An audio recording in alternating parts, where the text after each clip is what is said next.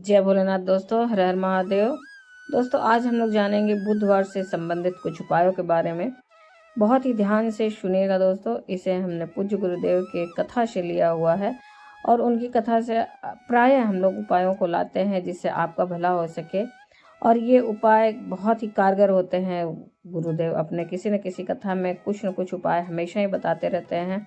प्राय उनकी कथा में बहुत ही कारगर उपायों के बारे में भी बातचीत होती रहती है। तो बुधवार से संबंधित कुछ उपायों के बारे में यहाँ पे हम लोग जानेंगे।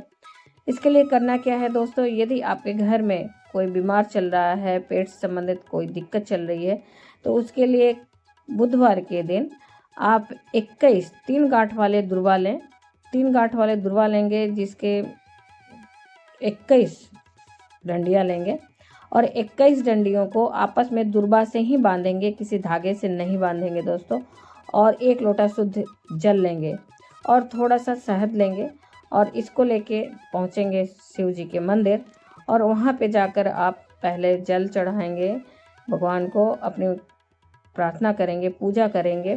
पूजा करने के बाद जो दुर्वा ले गए रहेंगे दोस्तों, उसे आप शहद में डुबाकर शिवलिंग पर रखेंगे और उसकी गांठ की डंडी जो होगी वो माता अशोक सुंदरी की तरफ होगी।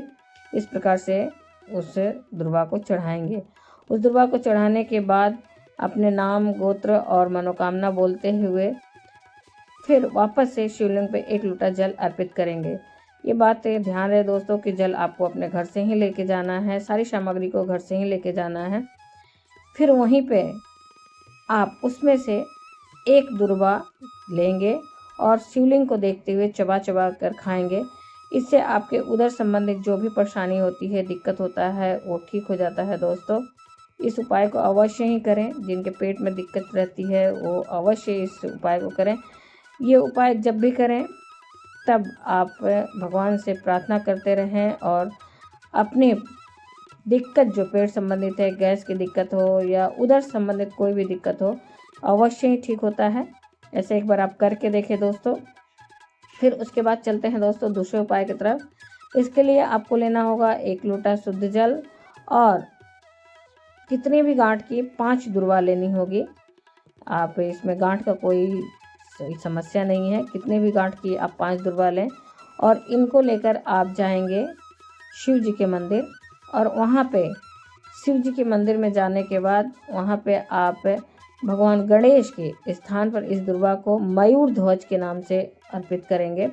और मयूर ध्वज के नाम से अर्पित करने के बाद आपके घर की किसी भी समस्या के लिए इस उपाय को किया जाता है, वहाँ पे अर्पित करें और उसके बाद फिर से जल चढ़ाएं, अपने नाम, गोत्र और अपनी मनोकामना बोलते हुए, प्रार्थना करते हुए पूजा करें और उसमें से 1 दुर्वा वापस आते वक्त लेते आएँ और उस दुर्वा को अपने घर के दहलीज पर, डेहड़ी पे जो कहा जाता है, दरवाजा के पास में, वहाँ पे स्पर्श कराएं और स्पर्श कराने के बाद अपने घर के गार्डन में कहीं भी जगह हो जहाँ पे उस दुर्वा को गाड़ दें या फिर गमले में ही लगा दें।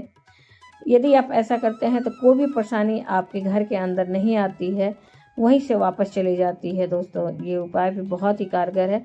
इस उपाय को आप अवश्य ही करके देखें दोस्तों। अब हम लोग चलते हैं तीसरे उपाय की तरफ। यदि आपका बच्चा बिगड़ गया है, बात नहीं सुनता है, नशा करने लगा है, पढ़ाई में उसका मन नहीं लगता है, तो इसके लिए एक छोटा सा उपाय आप कर सकते हैं।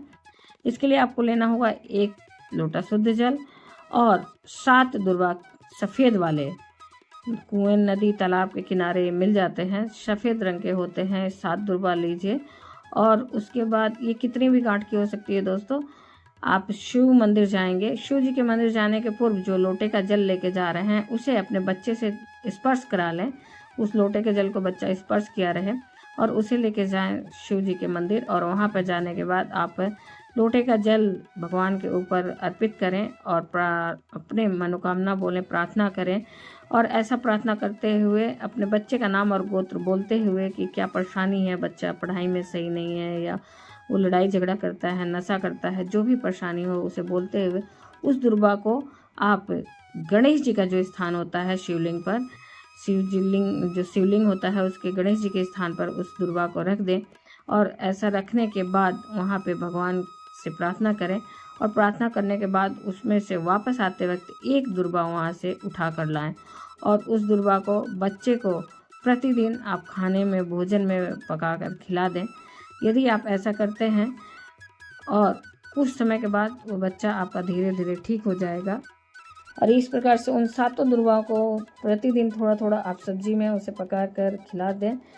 एक बार में नहीं, कई बार में आप धीरे धीरे उसे खिला दें। यदि आप ऐसा करते हैं तो वो बच्चा धीरे धीरे अपने बुरी आदतों को छोड़ देता है, गलत संगत को छोड़ देता है और उसका पढ़ाई लिखाई में मन लगने लगता है। दोस्तों, ये पूज्य गुरुदेव के सारे बहुत ही कारगर और अचूक उपाय बताए हुए हैं, तो एक बार अवश्य ही आप करके देखें और इसका लाभ उठाएं। उम्मीद करते हैं दोस्तों ये सारे उपाय आपके जीवन में कुछ न कुछ लाभ देंगे, आपके जीवन में सुधार करेंगे, आपकी परेशानियों को समाप्त करेंगे। फिर मिलते हैं कुछ नए उपायों के साथ नए वीडियो में। तब तक के लिए हर हर महादेव, जय भोलेनाथ दोस्तों। धन्यवाद दोस्तों।